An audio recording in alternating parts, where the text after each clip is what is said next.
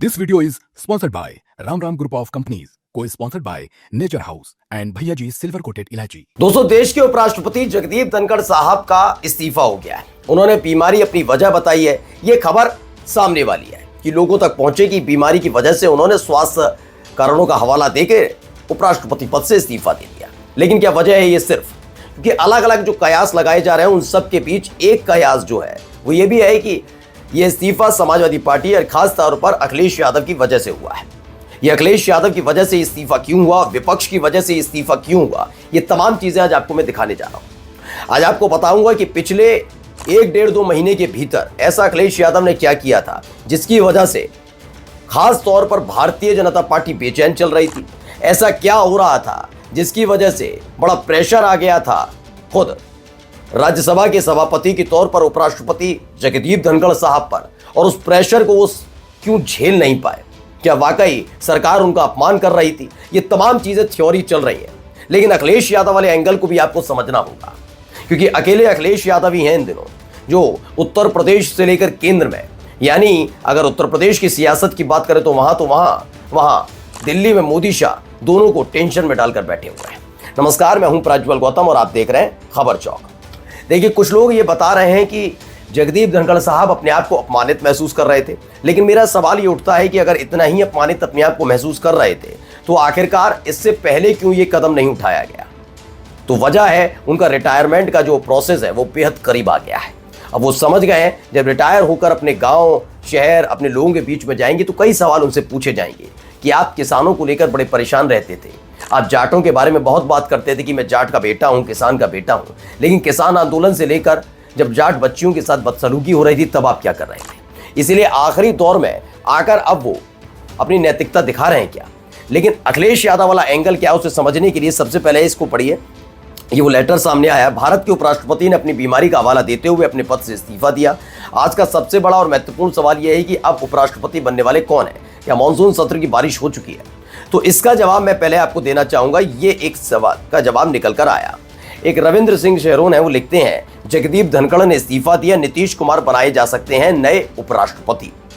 अब आप कहेंगे नीतीश कुमार बनाए जाएंगे तो इसमें अखिलेश यादव का योगदान क्या? दरअसल पहले तो आप इस बात को समझ लीजिए, जब आखिरी बार नीतीश कुमार ने आरजेडी के साथ सरकार बनाई थी और उसको छोड़कर जनवरी में फिर से वो बीजेपी के साथ गए थे, उसके बाद से ये तय हो गया था कि साथ आना अब नीतीश कुमार का और आरजेडी का एक साथ सामने साथ एक अपने शर्तों पर आना बड़ा मुश्किल हो जाएगा। इसी के लिए अब भारतीय जनता पार्टी उन पर हमेशा इसी तरीके से काबिज रही। आरजेडी के नेता स्पष्ट तौर पर एक दूसरे से बात नहीं कर पाते, यानी आरजेडी और नीतीश कुमार के नेता। अब ऐसे में ब्रिज की भूमिका अगर कोई निभा रहा है तो वो अखिलेश यादव और शिवपाल सिंह यादव है। हाल ही में अखिलेश यादव ने एक बड़ा बयान दिया था। उन्होंने कहा था कि हम अगर चुनाव जीतते हैं तो बिहार में मुख्यमंत्री नीतीश कुमार नहीं बनेंगे। सब लोग हैरान रह गए थे। उन्होंने कहा क्या इसका मतलब? तो उन्होंने कहा कि हम उनको प्रधानमंत्री बनाएंगे। जी हाँ, अखिलेश यादव का हाल ही का ये बयान है जिसने कहीं ना कहीं एनडीए में और खास तौर पर बीजेपी में सरगर्मियां पैदा कर दी थी। दरअसल पहले बिहार की स्थिति आप समझ लीजिए। बिहार में बीजेपी का ना ओर है ना छोर। जैसे कांग्रेस की स्थिति बिहार में, वैसे ही बीजेपी की भी स्थिति है। बस फर्क इतना है कि बिहार में बीजेपी और कांग्रेस में अगर देखा जाए तो बीजेपी थोड़ी अव्वल नजर आती है, लेकिन फिर भी बीजेपी बिना सहयोगी पार्टियों के चुनाव नहीं जीत सकती। यह स्थिति बनी हुई है। प्रचंड बहुमत की सरकार तो दूर की बात है। ऐसे में उसे नीतीश कुमार जैसे सहयोगी और चिराग पासवान जैसे नेता चाहिए। चिराग पासवान लगातार उनकी आलोचना कर रहे हैं। नीतीश कुमार का ना ओर है ना ठोर है।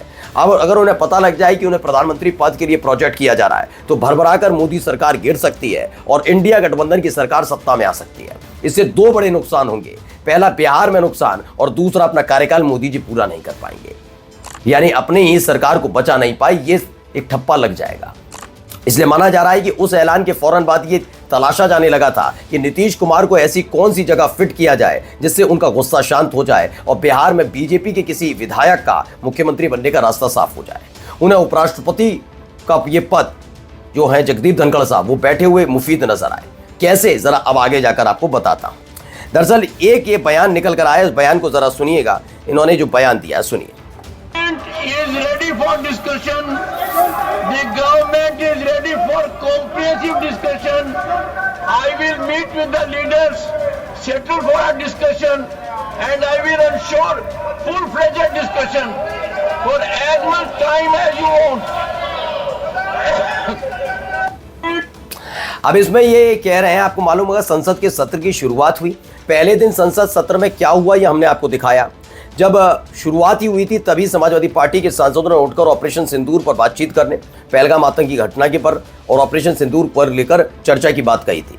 हाँ, वहां पर ओम बिरला बैठे हैं जो अभी रिटायरमेंट एज में नहीं है, इसलिए वो अखिलेश यादव से लगातार अपील करते रहे कि ऐसा है अपने अपने सांसदों को शांत कराइए, वरना जो सरकार है, जो कल तक बिल्कुल हीरो माफिक आते थे और अपने आप को बताते क्या बात करते हो, पीओ के हमारा है और पता नहीं कौन कौन सी बातें, वो बहुत भावना में बहकर बोल जाते थे। जबकि संसद होती है तथ्यात्मक बात रखने के लिए होती है, वहाँ डायलॉगबाजी नहीं होनी चाहिए। लेकिन फिलहाल अब हालत यह है कि उल्टा हो गया है बात। मैंने आपको दिखाया कि अखिलेश यादव ने से अपील की जा रही थी ओम बिरला की तरफ से कि अपने सांसदों को शांत कराइए। यानी पहले ही दिन ये पता लग गया था कि ऑपरेशन सिंदूर से लेकर जो तमाम चीजें पिछले कुछ दिनों में घटी हैं, जो कुछ हुआ है देश के अंदर, और बीजेपी के नेताओं ने जो वाचाल होकर जो बयान दिए, उसको लेकर इनमें चर्चाएं जरूर होंगी, फैसलों की भी होंगी और बयानों की भी चर्चाएं होंगी। इसी से बचने की कोशिश सरकार कर रही है। ओम बिरला चूंकि रिटायरमेंट एज पर नहीं है, इसलिए उनकी जिम्मेदारी बनती है वो सरकार को बचाते नजर आए, अब मान मुरव्वल के थ्रू करें या फिर अपने पद का इस्तेमाल करके कैसे भी करें। लेकिन यहां पर जगदीप धनखड़ साहब के सामने एक दिक्कत थी, उनके सामने रिटायरमेंट की एज करीब आ चुकी है।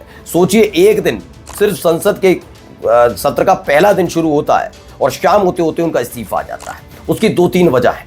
उसकी पहली वजह यह है कि वो रिटायरमेंट एज पर है। अब वो जब अपने घर वापस लौटेंगे, जैसा कि मैंने बताया, तो तमाम मुद्दों पर अगर घेरा जाएगा बाद में तो क्या जवाब देंगे। और सबसे ज्यादा उनकी फजीयत इसीलिए ज्यादातर हुई है कि वो जिस तरीके से उनका जेस्चर पोस्चर मोदी को देखकर लगा है, उसे देखकर लोग कहते हैं कि उपराष्ट्रपति के लिए ये सब चीजें शोभा नहीं देती। उसका वो जवाब देते रहे एक लंबे समय तक, अब जवाब देने की स्थिति में नहीं है, पहला। दूसरी उनकी सबसे बड़ी दिक्कत ये भी है कि रिटायरमेंट एज होने के साथ साथ वो देख चुके हैं कि वहां क्या चल रहा है। यानी यहां पर भी इसी तरह के सवाल उठाए जाएंगे और ये जो सवाल उठाए जाएंगे इनका जवाब न दिलवाऊं ये मुमकिन नहीं होगा, वरना ये स्टैंप हमेशा लगा रहेगा कि जगदीप धनखड़ साहब ने अब राज्यसभा के इतिहास में पहली दफा है कि सबसे ज्यादा सांसदों को निलंबित किया, मतलब बाहर किया, संसद से बाहर करवाया। ये पहले से टैग लगा हुआ है, तो कहीं और टैग सरकार की पैरोकारी के लिए, सरकार को बचाने के लिए करेंगे तो और ज्यादा उसमें बदनामी हो सकती है। तो ये भी माना जा रहा है, क्योंकि अखिलेश यादव के तेवर देखकर साफ पता लग रहा था कि विपक्ष इस बार इस मुद्दे को लेकर छोड़ने वाला नहीं है और इसमें सरकार की भूमिका नहीं होती कि राज्यसभा या लोकसभा चले। ये सदन में बैठा हुआ व्यक्ति, जो सदन में मतलब जो लोकसभा स्पीकर है, लोकसभा स्पीकर और यहाँ पर राज्यसभा के जो सभापति है वो तय करते हैं। अब उपराष्ट्रपति के साथ साथ वो भैया संवैधानिक पद है, उपराष्ट्रपति के साथ साथ जो उपराष्ट्रपति होता है देश का, वही राज्यसभा का सभापति होता है। इसीलिए इतने दिनों से न बीमारी की कोई चर्चा थी, न किसी अस्वस्थता की चर्चा थी कि अस्वस्थ चल रहे हैं जगदीप धनखड़। लेकिन संसद सत्र का पहला ही दिन शुरू होता है और शाम होते होते खबर आ जाती है बड़ा बुरी तरह से बीमार पड़ चुके हैं जगदीप धनखड़ साहब। क्या ये विपक्ष की तरफ से उठाए गए मसले और उन मसलों पर घिरती हुई सरकार की साख को, उसकी असमत को बचाने में जगदीप धनखड़ साहब का सरेंडर है, वो अब ये नहीं कर पाएंगे। नमस्कार। New public inter college Lucknow, admission open. For more information call 0522 282232 और 7755 089585।